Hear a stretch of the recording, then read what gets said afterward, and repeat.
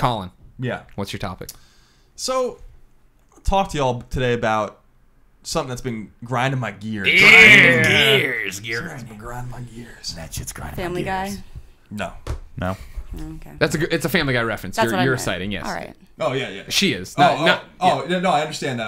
I was answering sardonically. Oh, okay. I'm sorry. I thought you were answering if she was saying, is Family Guy grinding your gears?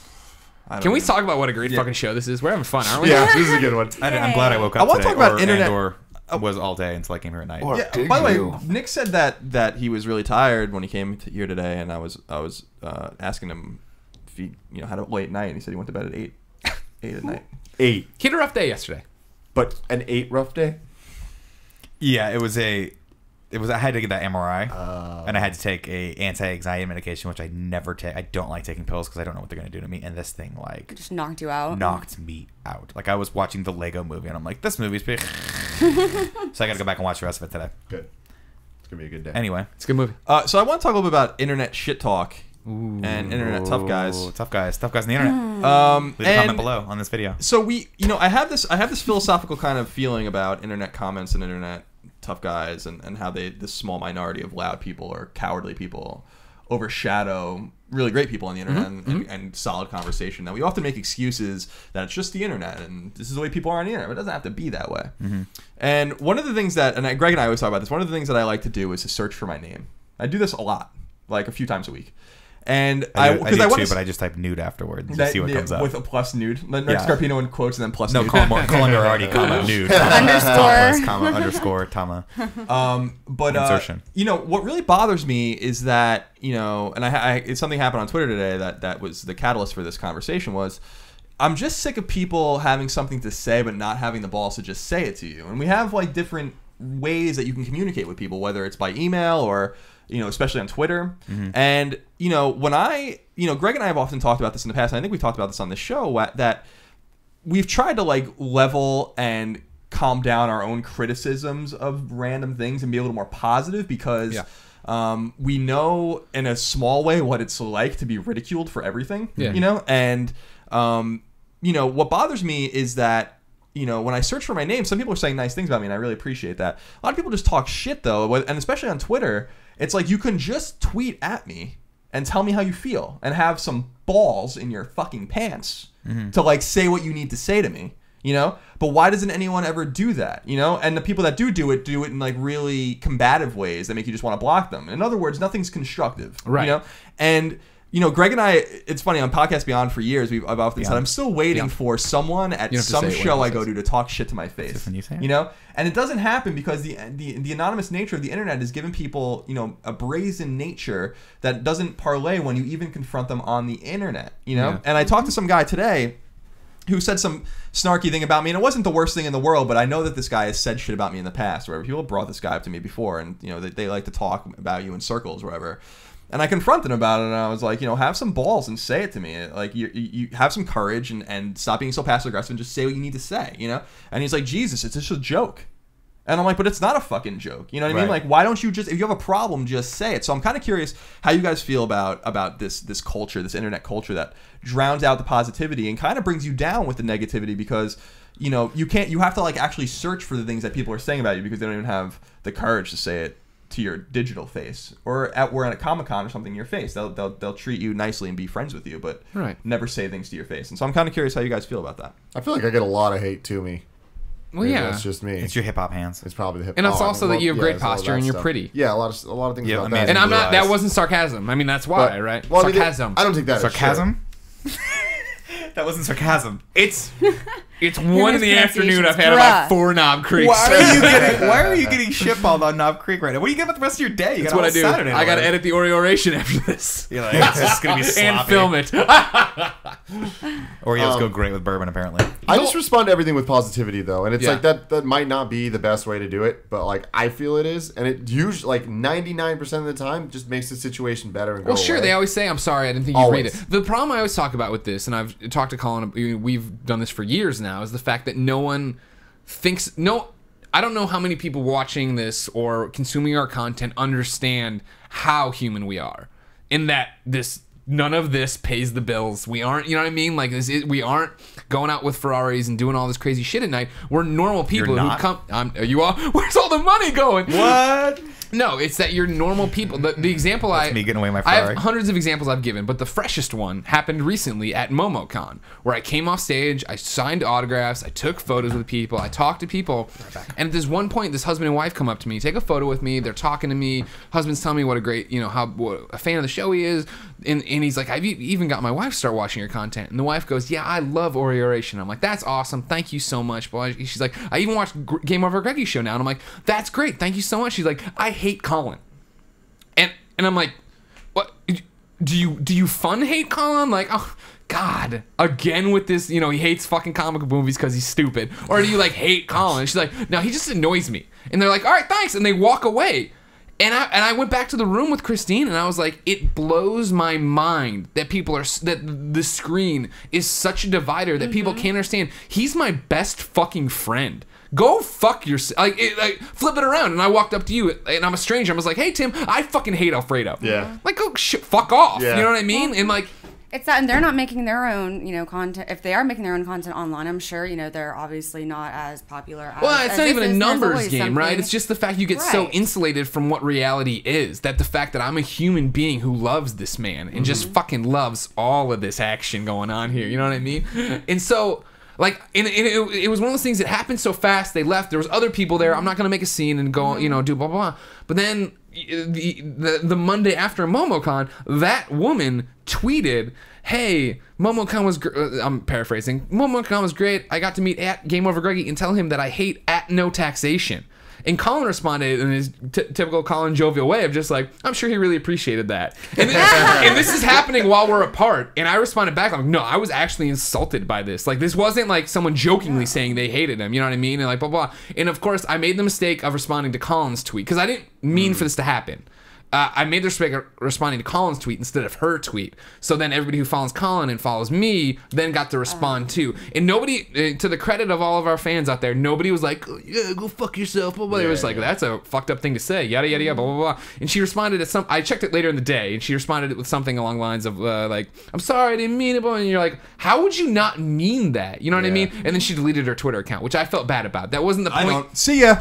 I know. But I mean, this is the whole thing of like, teaching by example of that we are just like you. We are just normal people hanging out with their friends, making content, doing these things. And it's easy to get lost in that. And the example I always talk about when I know this is a tired story for fans, I'm sorry, is when I was watching The Office season, the season before they finished. And I started a tweet that was like, at NBC needs to take at The Office out back and shoot it. And Christine looked at it and she's like, that's true. This is terrible.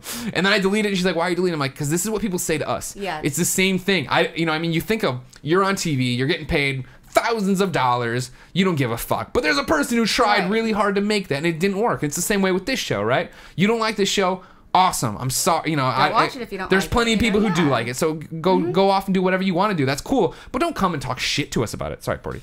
Punched him really hard. I don't know, like, I want to be. I'm of two minds. Like, one is like, stop looking for it and stop, trying to like kind of nip it in the bud. But the other part of me is like, I don't want people to get away with it. You know what I mean? Like, because I don't treat people like that. Yeah. Literally the only people I tweet snarkily about are Barack Obama and anyone that works for him, because they're politicians, right? And I don't give a fuck about them.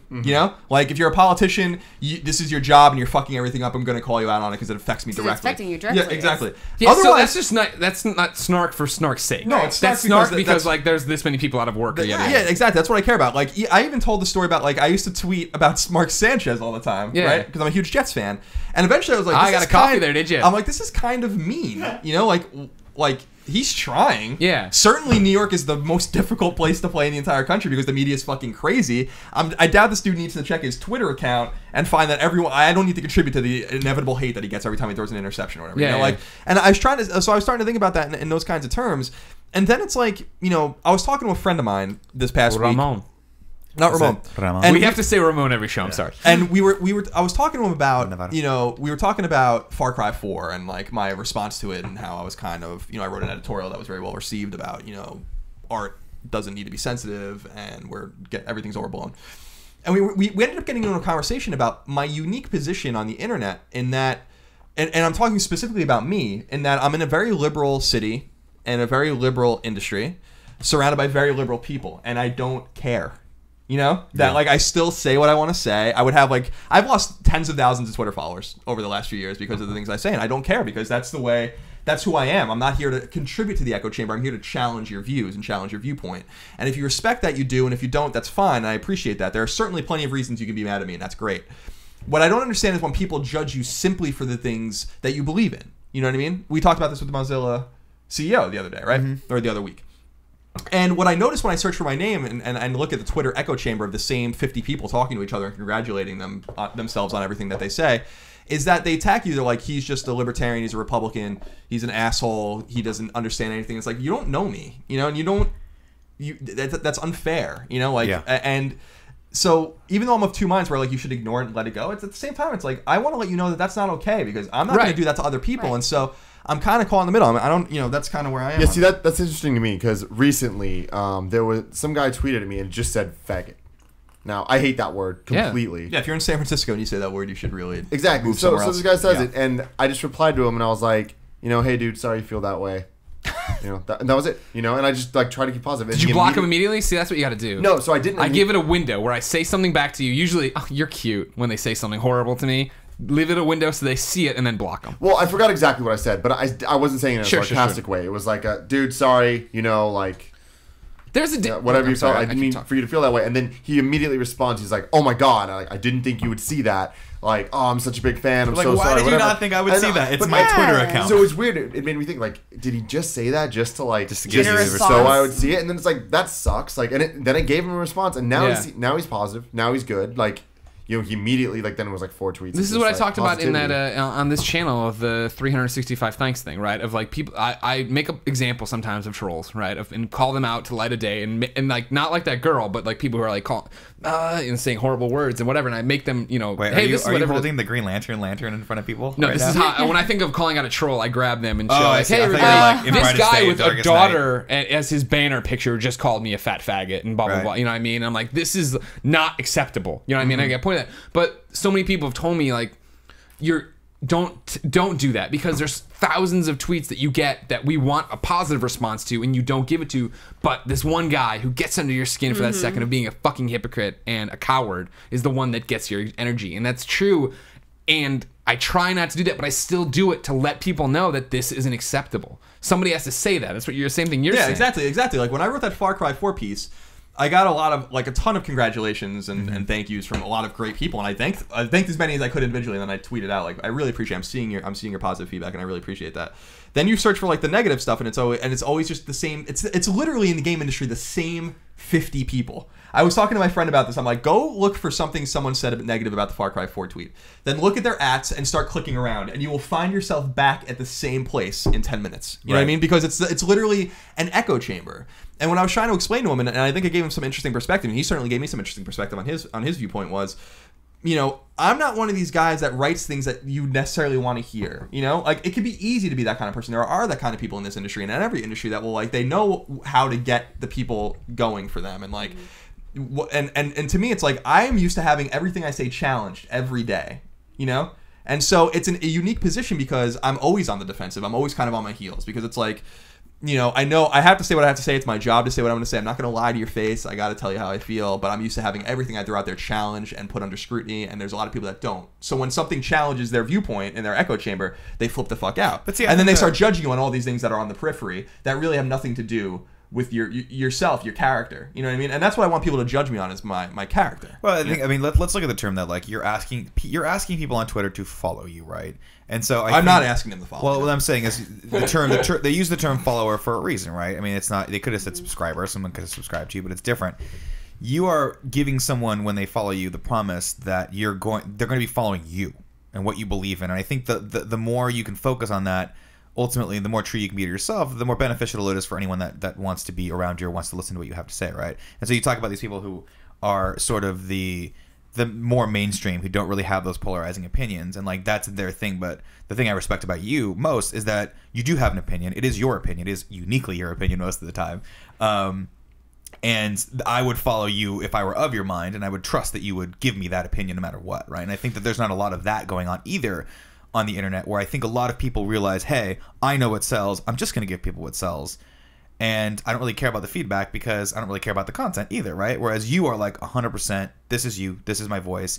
And I think ultimately that sucks for you because then you're more, you know, a little bit more, I guess, hurt by the transparency of the feedback when it comes through. But ultimately also, you know, I think most people just enjoy it. I think a lot of people just like the anonymity, and that's their thing, and they don't really even give a shit about what they're talking about. But it's also the thing I always talk about with trolls, right? Is just the fact that they have to live there in their terrible job that they hate, and they think they know more about games, comics, whatever you're talking about than you do, but they get to see you doing it and living and traveling the world and talking and having Michael Rosenbaum in your house and doing all these things that they will never get to do. Not to mention half of them are probably, you know, half of your age, you know, or, you know, a lot younger where they just don't really understand. So. I mean, Karen, how bad is it for you? I mean, you're a public facing figure. You're a girl, which I know is, or a woman. I call everybody boys and girls, to be clear. No, you're because I love boys. He calls me girl, and girls are all right. Hey girl, I'm like, hey girl, girl. But I mean, like, it's one of those things. Anytime I feel like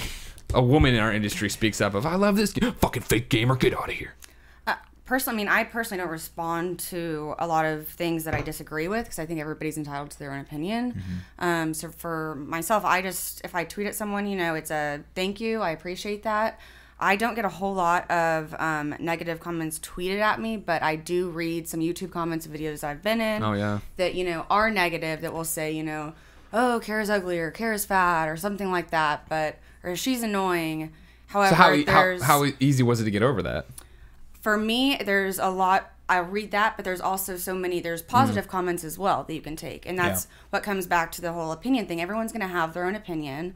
So, you know, if someone wants to be rude, you know, go ahead and be rude. If that makes you happier and that makes your day better to, you know, try to put me down, then all right. But, you know, at the end of the day, I'm the one doing the show. I'm on it. I'm working really hard. Yeah. And there's a lot of people that really enjoy it. And that's where I get the tweets from, are people that enjoy the hard work that goes into it and everything that you do. So that's what we always come back to, right? That there's the vocal minority who hates what you do, but especially like when we talk about IGN, right? Like you look at an article and there's 12 negative comments out of 300 comments, and then you go in the back end out of whatever, 50,000, 100,000 views. And it's like, you are statistically insignificant if you want to sit there and hate me. You know what I mean? But that's the part that sucks the most, is like that small number it means so much less than the good stuff, but you care about it so much more just because we're humans. I mean, I don't know, I can't speak for everybody, but like, I know for me, it's like, I can read 10 comments that are like, oh my God, this is so good. Thank you for this. This is awesome.